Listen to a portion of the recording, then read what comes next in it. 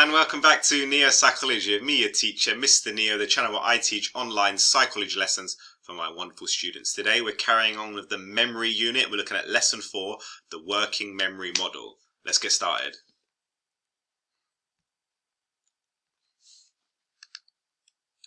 Here's a retrieval practice starter. Answer the following true or false questions whilst repeating your home phone number out loud. Are you easily able to do this? Why? Well, I'm not going to do that, but here we go. A limitation of Baddeley's studies of coding is that they use artificial materials that have little relation to everyday real-life memory tasks. That is true. Barrix et al.'s yearbook study looked at recall and recognition of names and faces. That is true. The benefit of chunking is that it increases the duration of short-term memory. That is false. Information in short-term memory is either forgotten, transferred to long-term memory, or returned to the sensory register. That is false. It doesn't get returned to the sensory register. According to the multi-store model, long-term memories can only be recalled by being retrieved back into short-term memory. That is true. And finally, the multi-store model suggests that there are 3 separate and independent memory stores. That is true. There we go. One of the limitations of the multi-store model, as we saw in lesson 2, is the fact that the stores were described as single units. There was a sensory memory, short-term memory, long-term memory. Last lesson, we saw that long-term memory can be subdivided. There were different types of long-term memories. Research has also shown that short-term or working memory has qualitatively different subdivisions. So we're going to look at the different subdivisions of short-term memory, also known as working memory, and that's where we get this working memory model. Alan Baddeley and Graham Hitch in 1974 developed a model of short-term memory to account for this research. So we're going to look at Baddeley and Hitch's working memory model. And this is what it looks like. The working memory model is an explanation of how one aspect of memory, short-term memory, is organized and how it functions. The model consists of 4 main components, each of which is qualitatively different, especially in terms of coding and capacity. Baddeley and Hitch felt that short-term memory was not just one store, but a number of different stores. Why did they think this? Well, if you do 2 things at the same time, dual task performance, they are both visual tasks, you perform them less well than if you do them separately. If you do 2 things at the same time and one is a visual whereas the other involves sound, then there is no interference. You do them as well simultaneously as you would do them separately. This suggests that there is one store for visual processing and a separate store for processing sounds. This formed the basis of the working memory model, where slave systems are organized by a central executive. So, make notes on the table in your booklets about the main purpose, the capacity, and the coding of each component of the working memory model. So here we go, let's get started. Central executive. It's the supervisory role. It monitors incoming data, directs attention, and allocates subsystems to tasks. It has a very limited storage capacity. It can code any type of information: sight, sound, touch, taste, smell. It can code anything from the sensory memory, but it has a limited storage capacity. The phonological loop deals with auditory information, i.e. coding is acoustic, and preserves the order in which the information arrives. The capacity of this loop is believed to be 2 seconds worth of information.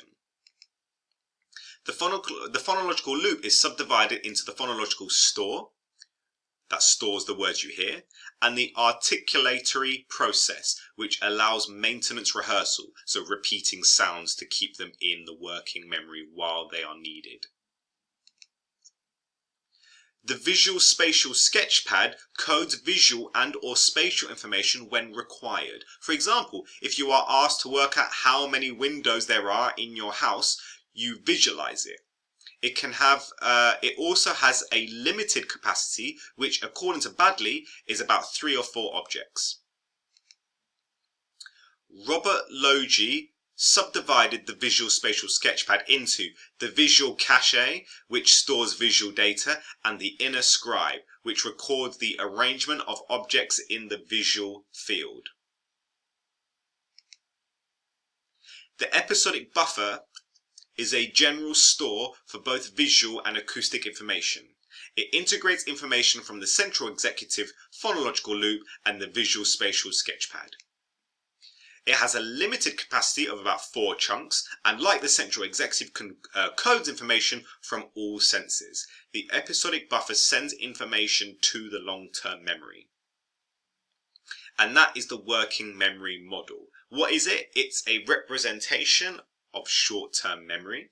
The model acts as an explanation of the memory used when working on a task. Each store or component is qualitatively different. Here's a question. Thinking about the task you performed during the starter, you had to repeat a phone number over and over to yourself, maintenance rehearsal, while also answering a true or false questions. It turns out that most people can do this quite successfully. The multi-store model cannot explain this, but the working memory model can. How can you use the working memory model to explain what is happening? What part of the subsystem of the working memory model is being used for each task? Right, pause the video, see if you can write the answer to that one. Otherwise, here's the answer. Most people can manage these tasks together because they are using different subsystems of working memory. Answering the true or false quiz is a reasoning and decision-making task. This involves the central executive.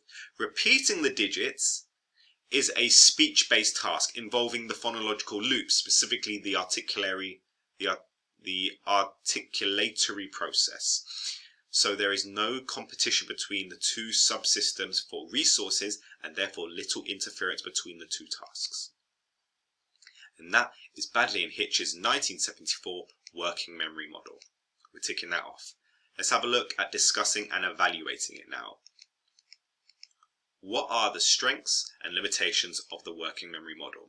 One strength of the working memory model is support from clinical evidence. For example, Schlisse and Warrington in 1970 studied patient KF who had a brain injury. His short-term memory for auditory information was poor, damaged phonological loop, but he could process visual information normally, intact visual spatial sketchpad. This supports the working memory model view that there are separate visual and acoustic memory stores. So that is a strength. It's supporting that there are different elements within the short-term memory. Problems with using case studies though. There are problems of using evidence from individuals with brain damage. Some supporting evidence from the working memory model comes from case studies of individuals such as KF with serious brain damage. However, such individuals may have difficulty in paying attention and so simply underperform on certain tasks. This is an important issue because the results of case studies are difficult, if not impossible, to generalize to general populations. These one-person samples can't be generalized to the wider population. Problems with case studies. Another strength is that dual task performance studies support the visual spatial sketchpad. Baddeley et al.'s 1975 participants found it hard to carry out 2 visual tasks at the same time than do a verbal and a visual task together. The same for 2 verbal tasks as well. This is because both visual tasks compete for the same subsystem, visual spatial sketchpad.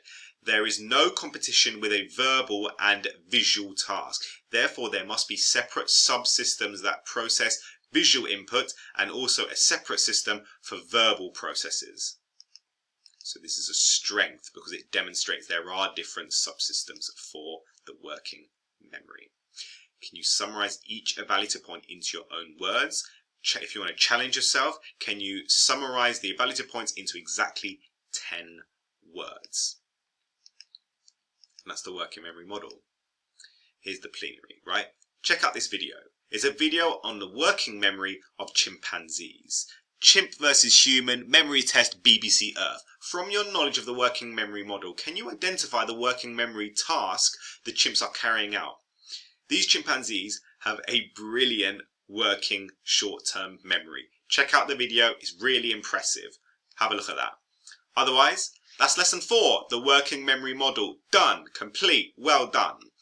Next lesson is lesson 5, explanations for forgetting, interference. Okay, good job today. I've been Mr. Neo. Well done, my neo-psychologist. God bless and peace. I'm feeling like Will, I feel like a prince, I'm feeling myself. I'm loaded with bills, cause I wasn't blessed with no Uncle Phil. Don't know how it feels, I wanted to flex, they told me to chill. I'm making a flip, my life is a flick, now load up the film.